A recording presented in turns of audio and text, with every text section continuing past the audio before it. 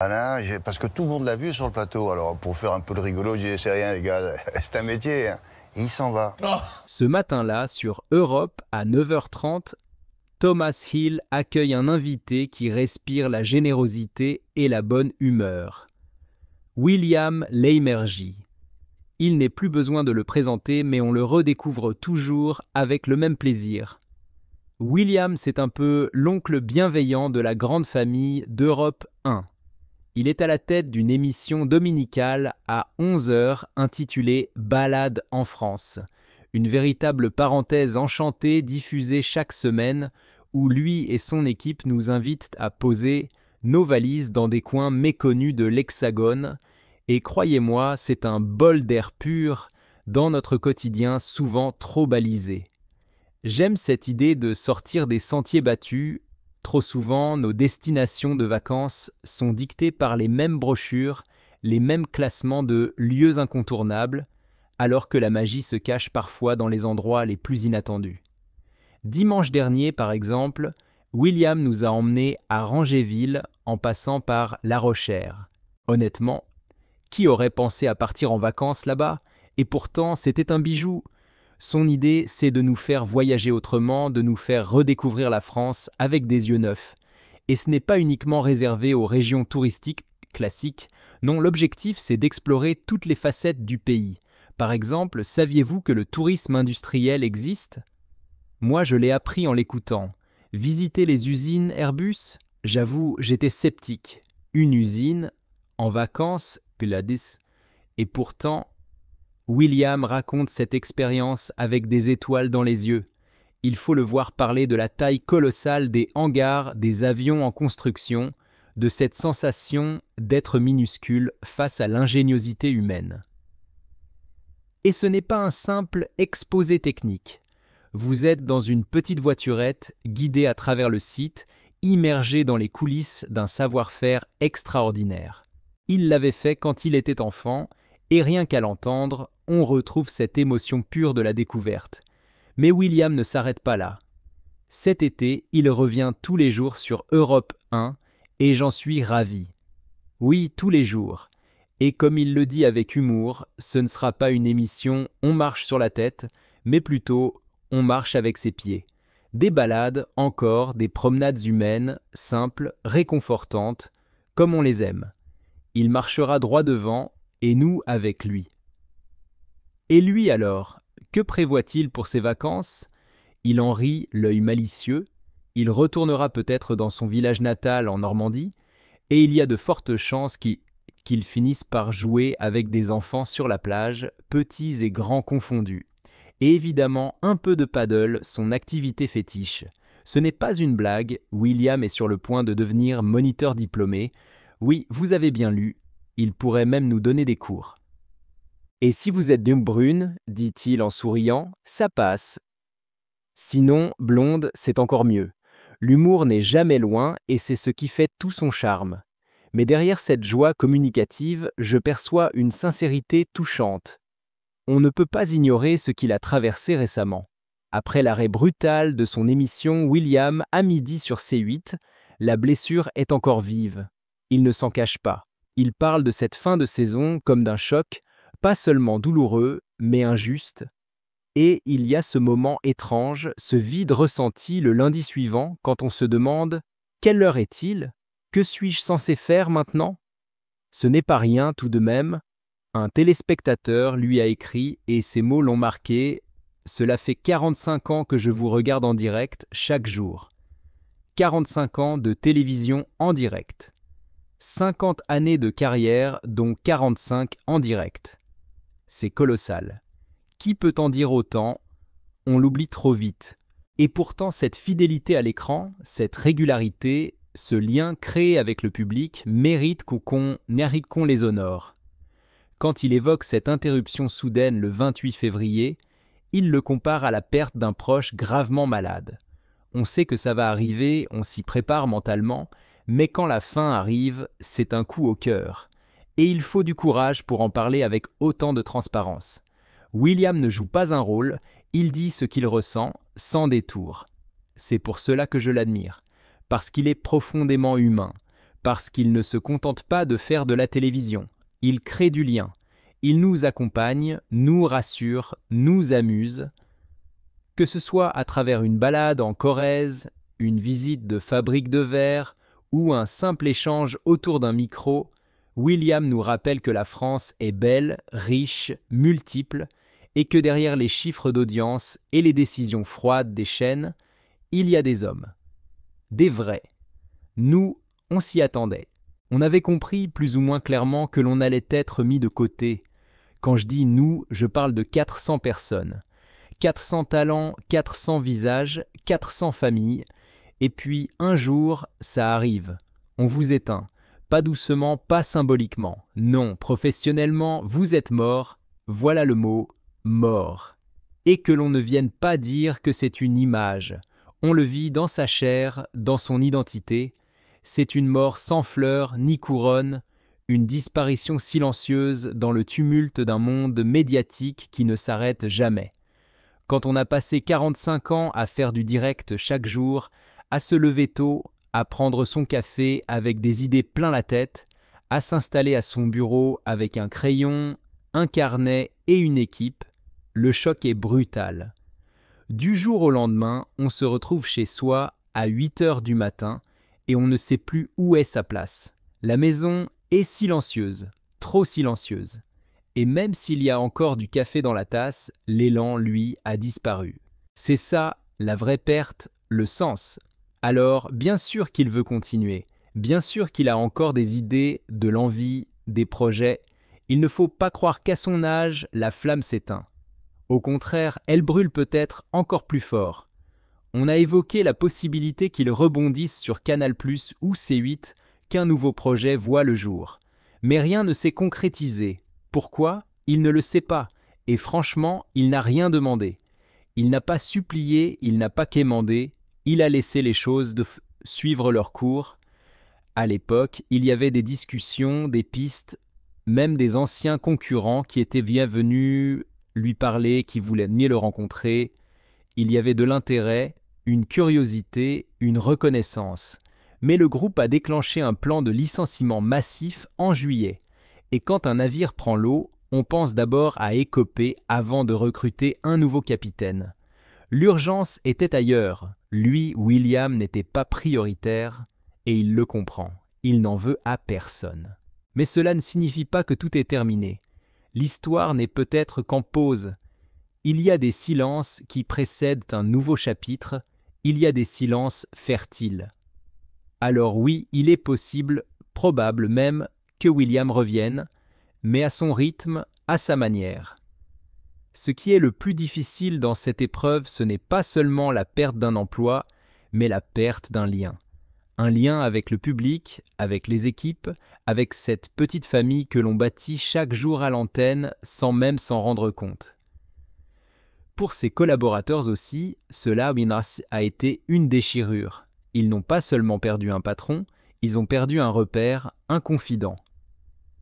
Écoutez ce que confie Caroline Iturbide, l'une de ses chroniqueuses.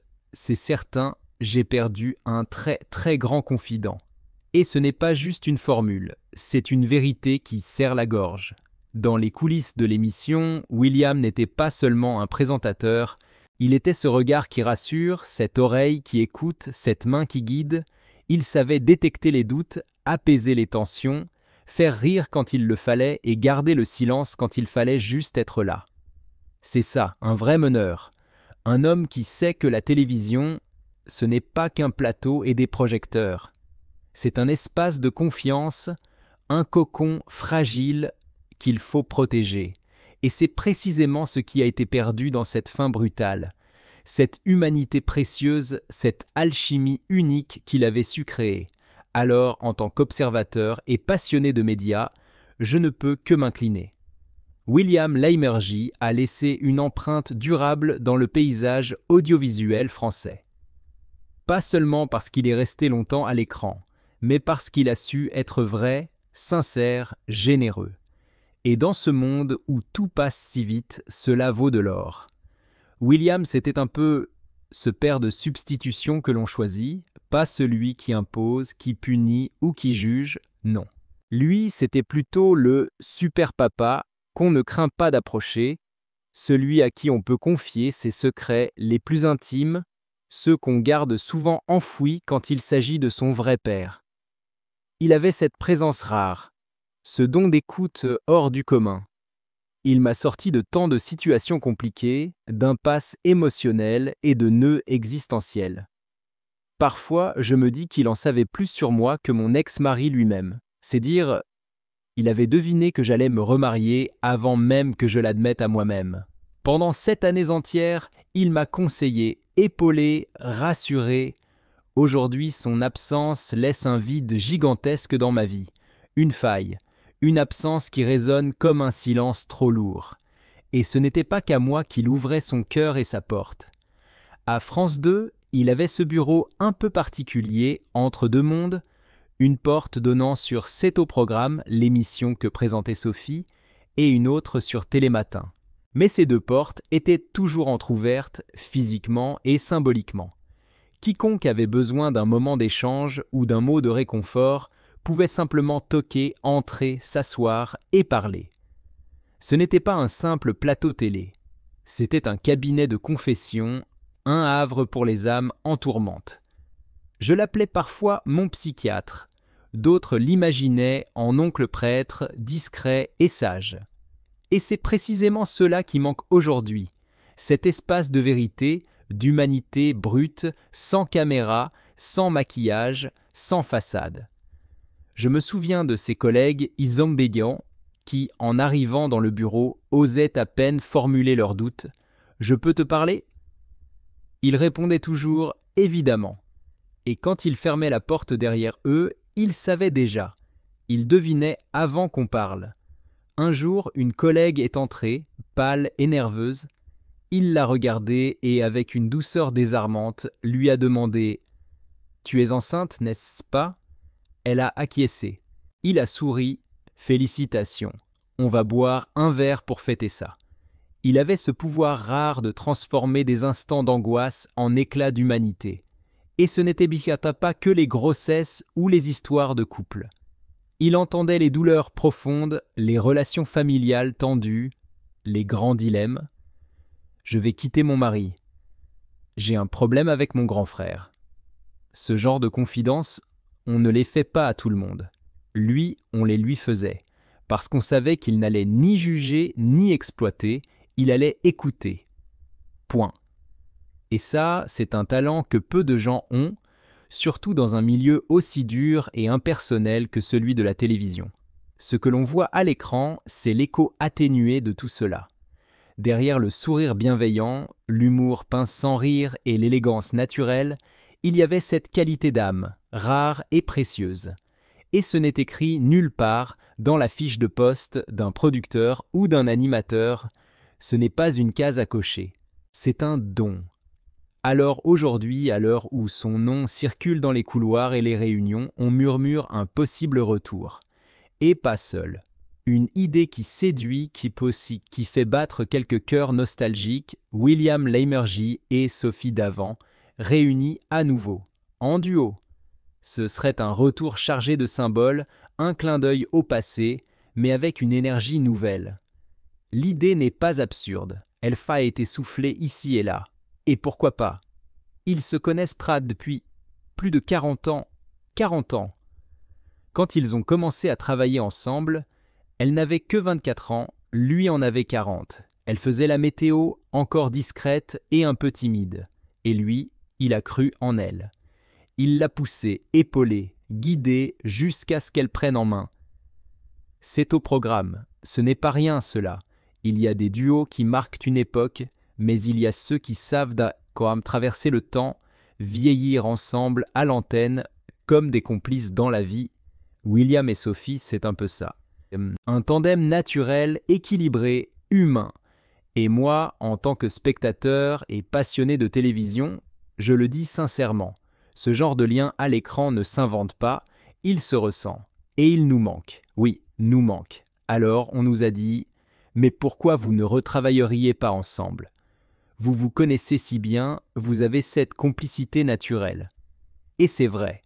on ne passe pas 40 ans à se croiser sans développer un langage à part, des regards qui suffisent, une capacité à se taquiner sans jamais blesser. Et puis, on nous a glissé.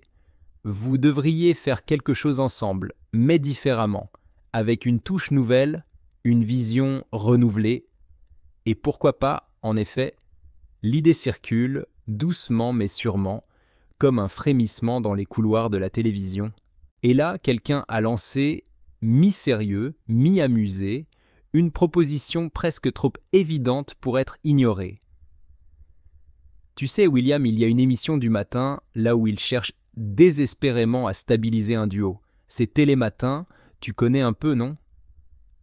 Toi et Sophie, ce serait parfait. Et comment ne pas sourire à cette idée? Ils sont tous deux des experts incontestés de la tranche matinale, des visages que les Français reconnaissent à peine les yeux ouverts, au café encore fumant, à l'heure où la lumière du jour se glisse à peine à travers les rideaux. William Lémergie, avec cette voix douce et ce regard qui a tout vu sans jamais tout dire, ne cède ni à la colère, ni à l'amertume.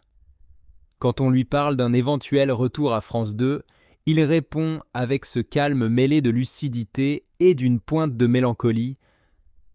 Je pense qu'il y a d'autres personnes qui y réfléchissent, mais sûrement pas à France 2. Ce n'est pas une pique, ce n'est même pas un reproche.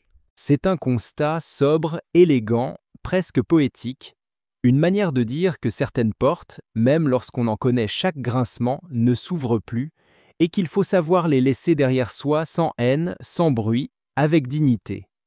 Il y a chez William quelque chose de profondément rare dans le paysage audiovisuel français, la capacité de s'effacer sans s'éteindre, de rester debout dans le silence, d'exister sans réclamer.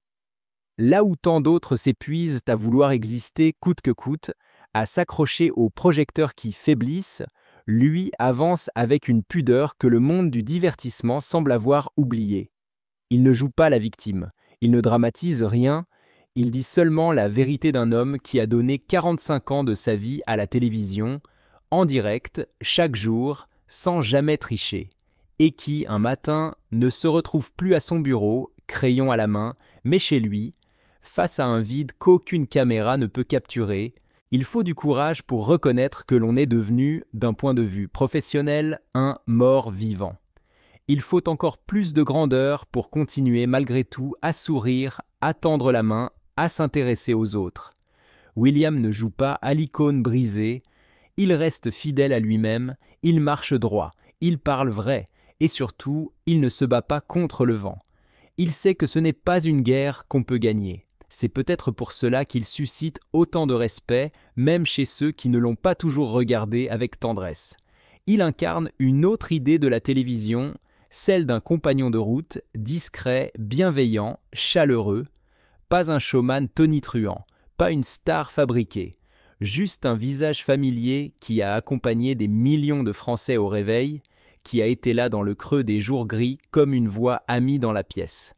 Alors oui, il faut le dire haut et fort, merci William Lémergie.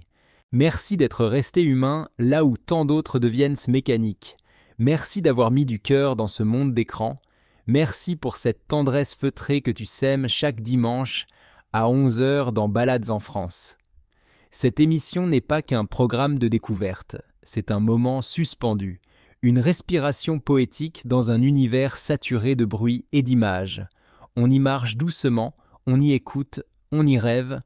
C'est une France que l'on croyait oubliée et que tu fais renaître, village après village, sentier après sentier. Cet été, à 16h, tu seras là pour marcher autrement, rassurant les voix qui persistent. Rester un peu plus, pour parler, se souvenir sincèrement. Même si ta place a changé, tu restes une référence essentielle, une présence appréciée. Merci.